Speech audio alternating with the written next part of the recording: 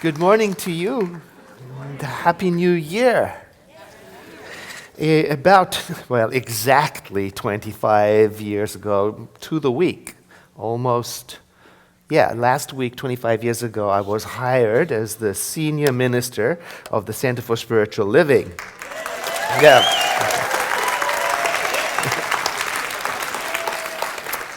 I was 8.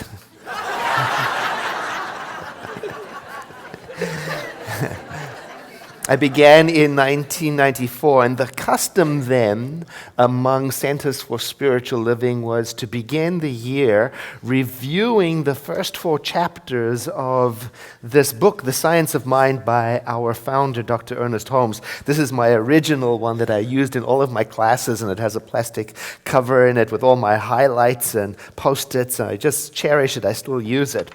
So 25 years later, we're picking up that tradition to review again these first 4 chapters, which are the thing itself, the way it works, what it does, and how to use it. So we're starting with this review of the basics of science of mind. And by the way, I loved what Reverend Tara said, that we're continuing these free classes every week on Wednesday for anybody who wants to learn about this teaching. They can do so at 7 p.m. It's open to everyone. And now there's something new added. We're adding panels of questions and answers for people who really want to have their questions answered.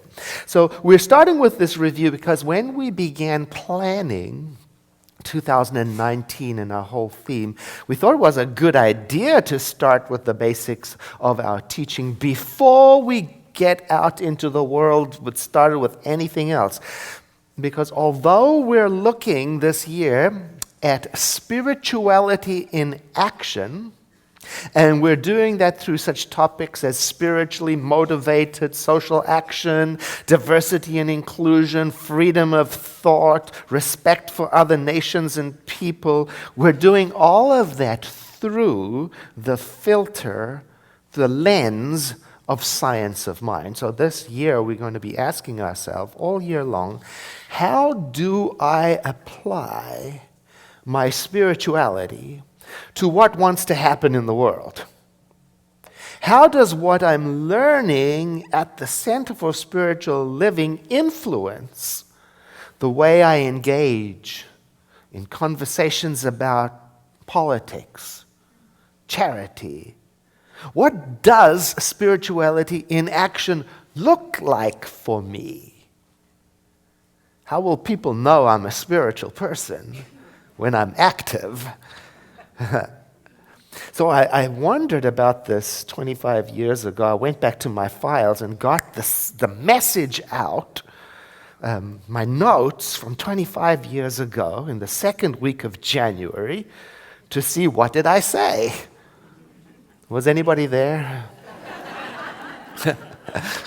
It's a surprise that you kept me as I read through. So anyway, I've got the notes and I'm going to reflect on them. And if you've been hanging around here for a while, you know that when we say the second topic, the way it works, when we say it, we mean the thing itself. And when we say the thing itself, what we mean by that is the source of all being, the wisdom, the love, the power, the energy, the strength, the beauty, the intelligence, the mind, the spirit, the truth that is the all-powerful, everywhere present Creator, or God, if you prefer. We are talking about the gender-neutral, all-inclusive, infinite, everywhere present, whatever it is. Yeah. So our question today is, how does that work? Or another way to ask it is, thinking of the thing itself as absolute love, how does that work in my life?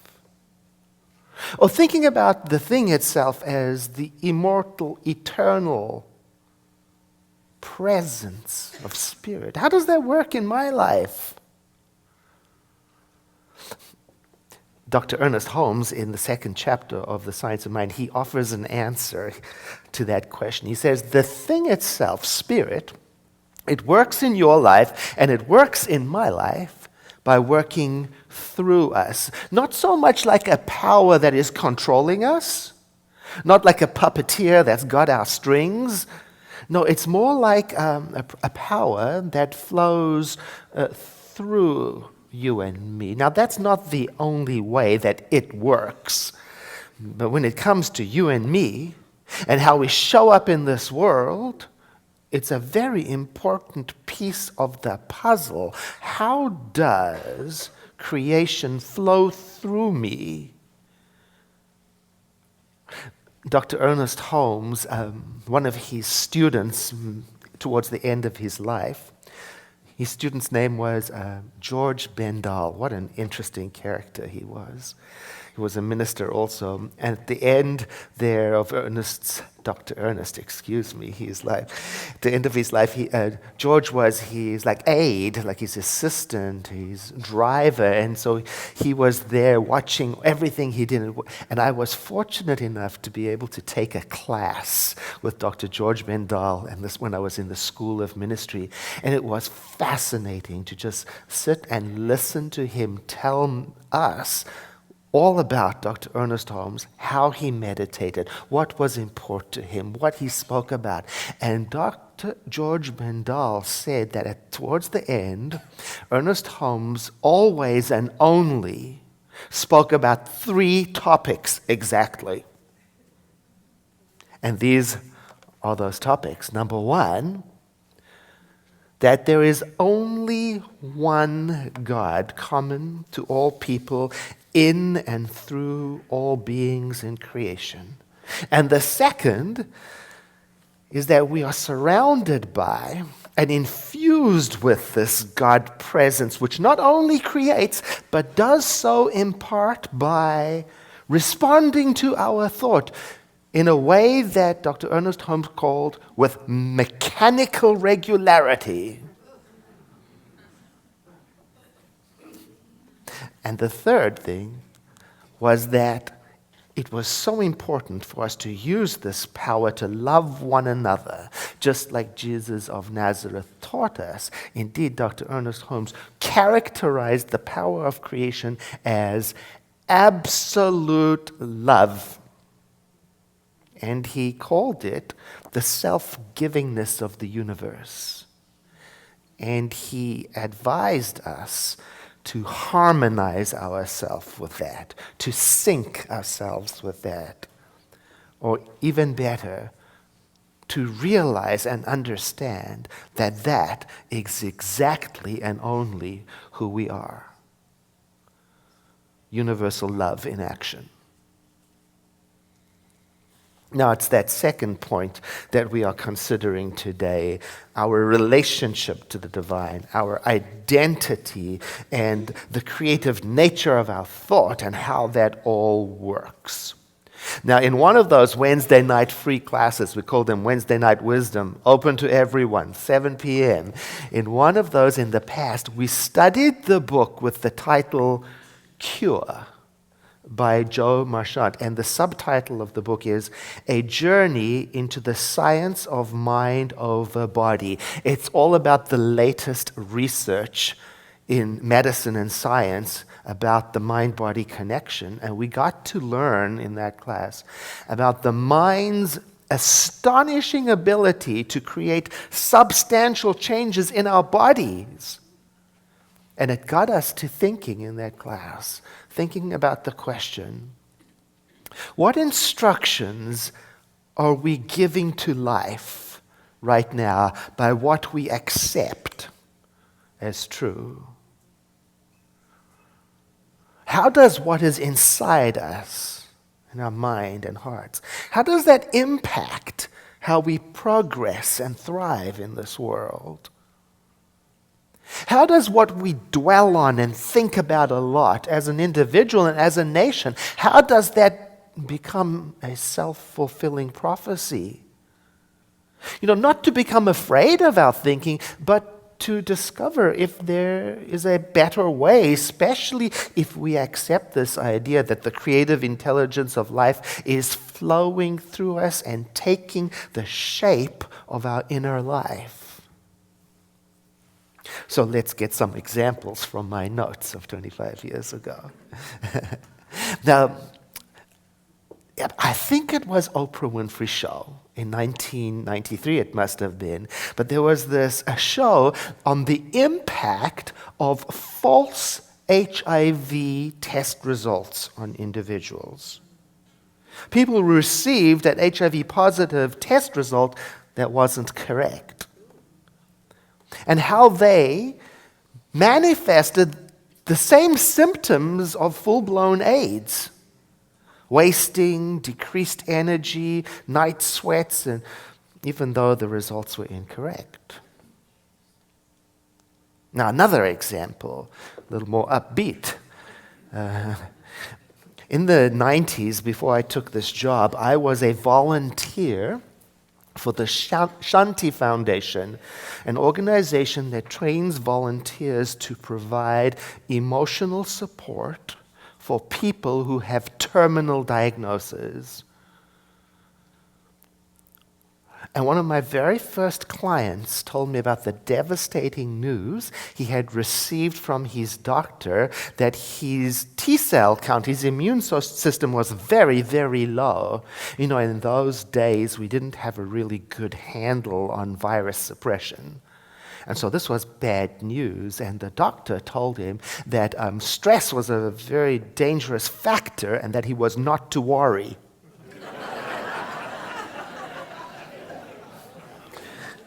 Which he said, I don't know how to do.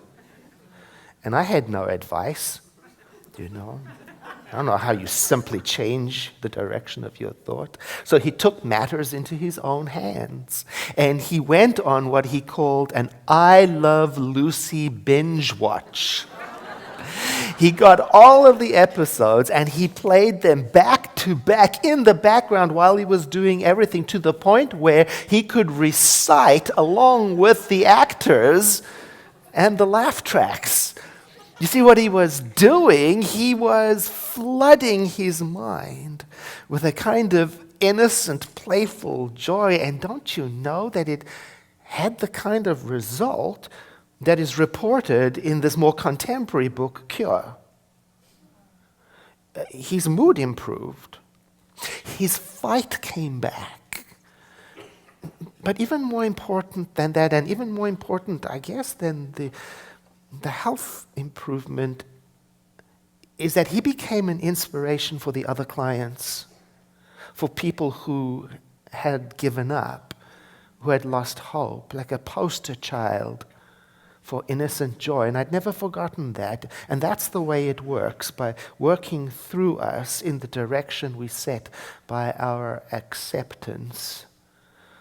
Another example, and I don't recall because it's not annotated in my notes. I don't recall where I read about it, but I think it was a Yale University experiment in which volunteers were asked to walk down a corridor and to stop when a light flashed. Now, there was indeed no light at all, but more than half of those volunteers who were tested at some point stopped. That's the way it works, by working through us in the direction of our acceptance. Another way of saying that is, perhaps what you and I are expecting out of life may turn out to be an accurate predictor of outcomes. Another example. Once when Henry Ford was asked if he was worried about losing a whole lot of money if one of his plans didn't work out, he said that one should not think about things going wrong. To quote Mr. Ford, you must never, even for a second, let yourself think that you can fail. Our first principle is that failure is impossible. You may not get what you're trying to do right the first time, or the second time, or the 10th time, or the 100th time, but if you shut out of your mind the possibility of being licked, then you are bound to win. Well, so now when I gave this message 25 years ago, I was 25 years younger. So it came out of my mouth in a more positive, personal, motivational way. More so than I am comfortable with today. Because now I know that metaphysics is not a teaching about getting what you want when you want it. It's not that simple. Anyone who's been around this for 25 some years knows that metaphysics is less about getting what you want and more about making sure that what you want in life is in alignment with oneness and truth and goodness, the thing itself. Yes, it's fine to focus on success, of course it is, but not at the expense of other people. Because oneness, because goodness, because truth, because of the way it works. Now I know that when oneness and goodness and truth are missing from my ambition, I may get what I want, but something important will be absent, and I will begin to spin my wheels or hit a glass ceiling and not progress where I want to go. Metaphysics, now I know, is about staying with goodness, truth, and oneness when I get what I want and when I don't get what I want. In the good times and in the bad times. Metaphysics, the focus is less about manifestation and more about realization. Well, actually, Dr. Ernest Holmes wrote about it right in the very beginning of the book, the dedication before it even starts. I wish I had read it. It would have saved a lot of time.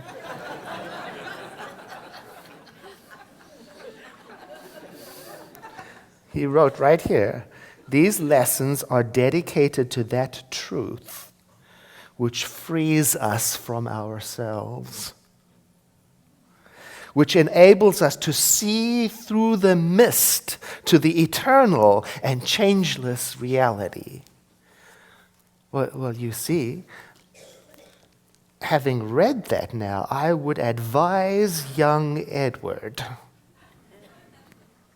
turn your mind entirely to the eternal and changeless reality and see through the mist of confusion and be free from unhelpful clinging and outcomes. Now I would advise my younger self that even better than the idea that I can change my life by changing my thinking, which is as true as it goes. Even better than that is this, that I can change my life by purifying my motives.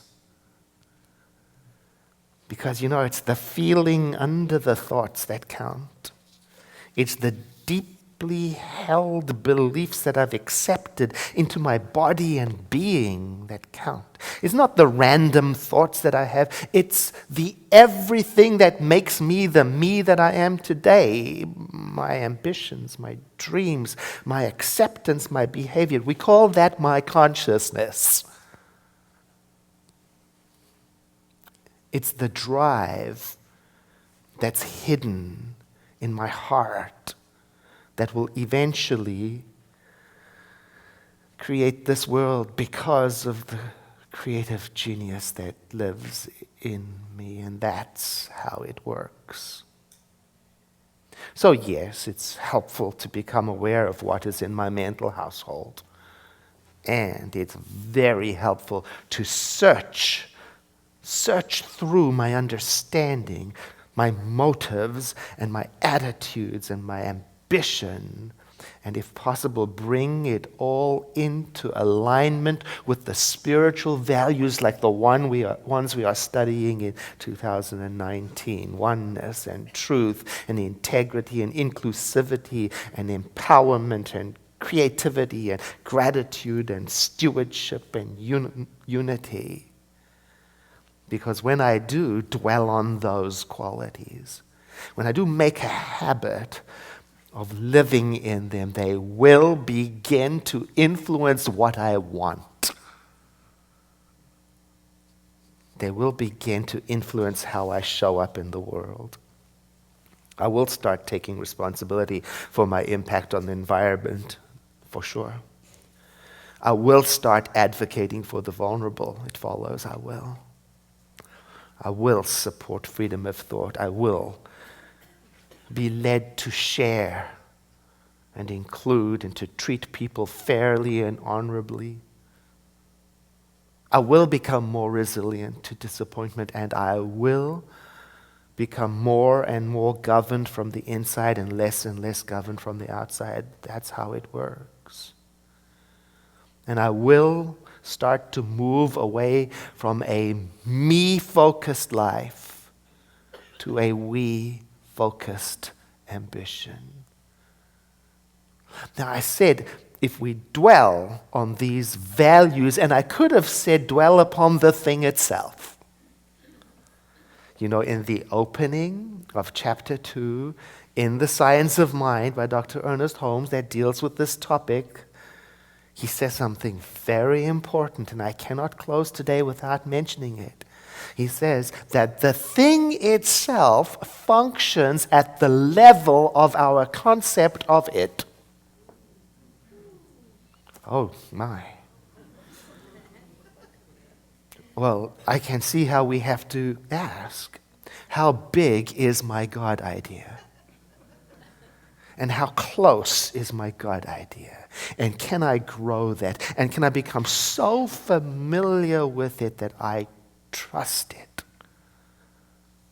Or another way of saying it is, perhaps the whole point of Science of Mind is to teach us how to realize the divine. To grow in our knowing and understanding of that which is eternal and immortal. So much so that when disaster strikes, we see hope. That when society becomes corrupt or fails, we bring love. So that when hearts ache, we bring comfort. So that when we perceive lack, we manifest sharing and help and community and compassion and ideas and solutions and respect. There is something in you and in me and in every person and in every living being which right now is in its original state, something that is untouched by the bumps and trials of living in this world, something that is pure and serene and whole. And may we stay steadfastly aware of that presence within us and listen to it more than we listen to our ambitions. And perhaps then we will hear what Dr. Ernest Holmes heard when he was in meditation. And he wrote it like this: I was told to live by some inner mystic presence. I was told to live and to love and to laugh and to be glad. I was told to be still and to know of the one almighty power in and through all. I was told to let that power work through me and in me. And I believed that voice. and I am healed. Ah, he wrote, the joy of life. I invite you now to breathe in with me and to exhale into a moment of quiet contemplation.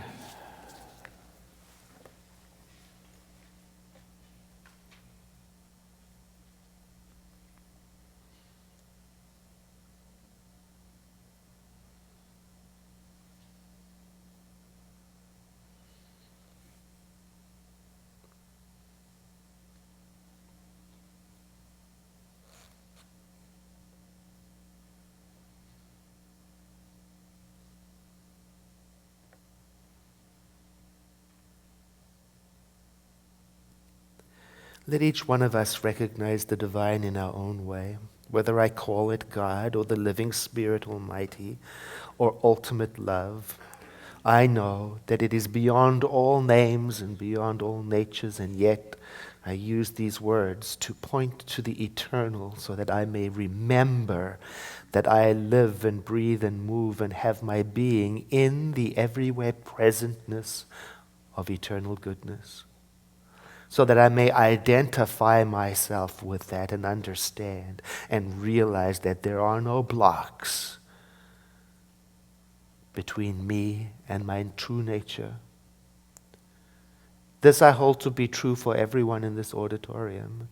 And even speaking this word of truth has the effect of melting away any hypnotic thought that separates me from my true nature. And so I invite into full expression all the good that there is, all the rightness and joy and all the wholeness for myself and for those around me. I let this idea so guide me and influence me that I know in my heart that there is something new taking place in me right now. It fills me with a joy of acceptance, an innocent, playful expectation. And so I bring this prayer to an end by saying, I let it go. I release it into that aspect of the divine we call the law. And together we say, and so it is.